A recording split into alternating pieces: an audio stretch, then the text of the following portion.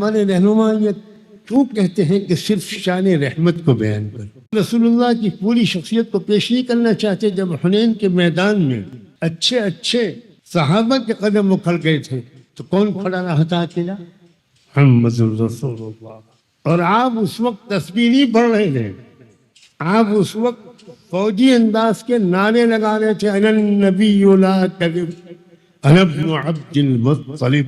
کس موقع پر رحمت کی ضرورت ہے، کس موقع پر سختی کی ضرورت، کس موقع پر معاف کر دینا مناسب ہے، کس موقع پر زنجیروں میں جکڑ کے گرفتار کرنا مناسب. الحمدللہ وکفا وسلام علی عباده الذین اصطفى. اما بعد، اعوذ باللہ من الشیطان الرجیم. بسم اللہ الرحمن الرحیم. وما ارسلناک الا رحمة للعالمین.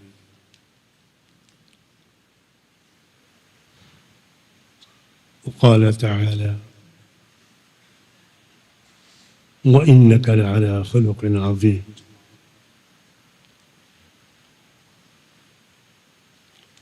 وقال تعالى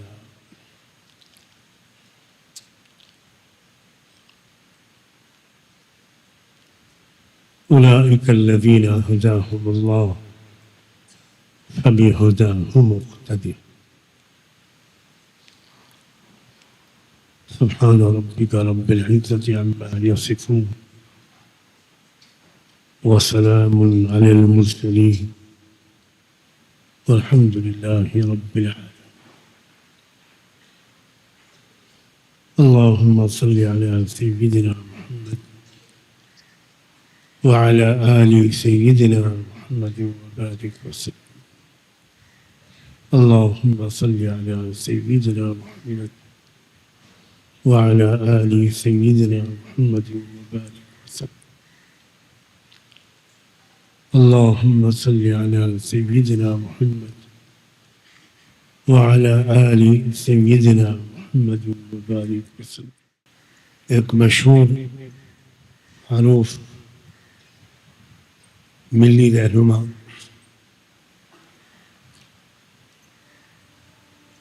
جن کا ایک بہت عظیم بزرگ سے خاندانی رشتہ ہے اور ایک بڑی جماعت کے سربراہ بھی، ان کی طرف سے ایک پیغام آج عام کیا گیا ہے کہ آج جمعے کے موقع پر تمام مساجد میں حضرات ائمہ اور خطباء وہ سیرت نبوی کو اپنے بیان کا موضوع بنائیں.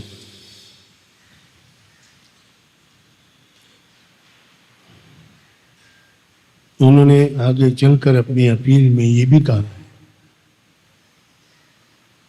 کہ غیر مسلموں میں بہت غلط فہمیاں اسلام کے بارے میں، نبی رحمت کے بارے میں پھیلائی جا رہی ہیں. اس لیے اپنے عوام کو بھی تعلیم دینے اور باخبر کرتے رہنے کی ضرورت ہے. رسول اللہ صلی اللہ علیہ وآلہ وسلم کی شخصیت کی حقیقت کے بعد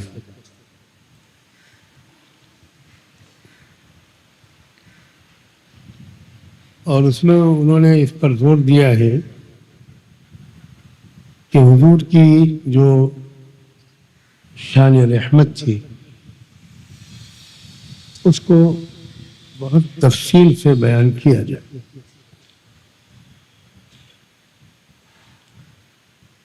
میں ان کی فرمائش کا احترام ضروری سمجھتا ہوں.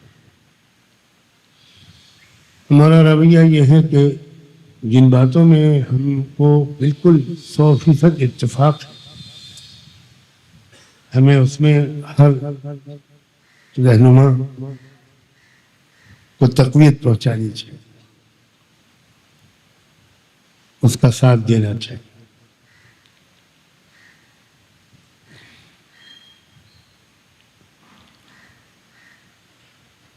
اسی لیے آج میں نے بھی یہ ارادہ ابھی تھوڑی دیر پہلے کیا، جب میری نظر سے وہ فرمائش گزری، میں بھی اسی بارے میں اپنے محدود اور بہت قلیل علم کی روشنی میں اور تھوڑے سے وقت میں کچھ مختصر کچھ باتیں ذات نبوی صلی اللہ علیہ وسلم کے بارے میں میں نے 3 آیتیں پڑھی ہیں۔ وما ارسلناک الا رحمۃ للعالمین۔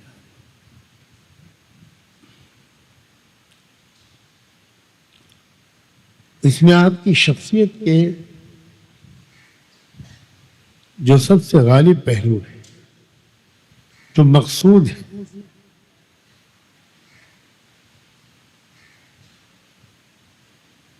جو مقصود کے لیے وسیلے کی حیثیت نہیں رکھتا بلکہ اصل مقصد بیان کرتا ہے، اور وہ ہے پوری دنیائے انسانیت بلکہ تمام مخلوقات پر شفقت اور رحمت۔ کوئی شک نہیں کہ رسول اللہ کے مزاج پر شفقت اور رحمت کا رنگ غالب تھا، اور وہی مقصود تھا۔ قدم قدم پر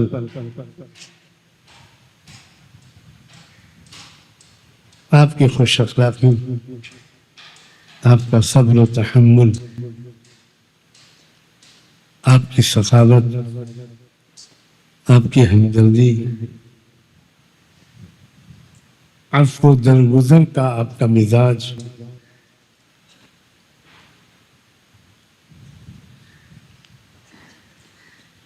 قدم قدم پر سامنے آتا تھا، دوستوں کے سامنے بھی، دشمنوں کے سامنے، قریب والوں کے سامنے بھی، دور والوں کے سامنے، خیر خواہوں کے سامنے بھی، بدخواہوں کے سامنے، اپنوں کے لیے بھی، غیروں کے لیے، رشتہ داروں کے لیے بھی، حکام کے لیے بھی، محکوموں کے لیے۔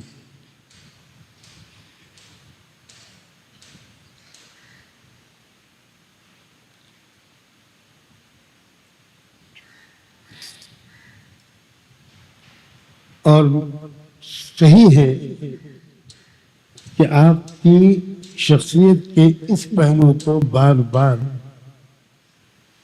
صرف مسلمانوں کی تربیت اور ان کی اخلاقی بلندی کے لیے نہیں، بلکہ اسلام اور پیغمبر اسلام سے غیر مسلم لوگوں کو بھی مانوس اور قریب کرنے کے اور ان کی غلط فہمیوں اور بدگمانیوں کو دور کرنے کے لیے وقتاً فوقتاً تقریر و تحریر کی شکل میں، ملاقاتوں میں، گھریلو مجلسوں میں، ٹرین اور بس اور ہوائی جہاز کے سفر کے دوران موقع نکال کر اس گفتگو کو چھیڑنا چاہیے، اور اس کے سلسلے میں تازہ دم مطالعہ ہر دم رہنا چاہیے، بار بار سیرت نبوی کے اس پہلو کو پڑھتے رہنا چاہیے۔ لیکن میں ایک بات یہاں پر اور بھی کہنا چاہتا ہوں کہ اللہ نے اپنے رسول کی شان میں صرف ایک آیت نہیں اتاری ہے، وَمَا أَرْسَلْنَاكَ إِلَّا رَحْمَةً۔ اللہ نے اپنے رسول کی شان میں ایک آیت یہ بھی اتاری ہے کہ إِنَّكَ لَعَلَىٰ خُلُقٍ عَظِيمٍ۔ عام طور پر ہم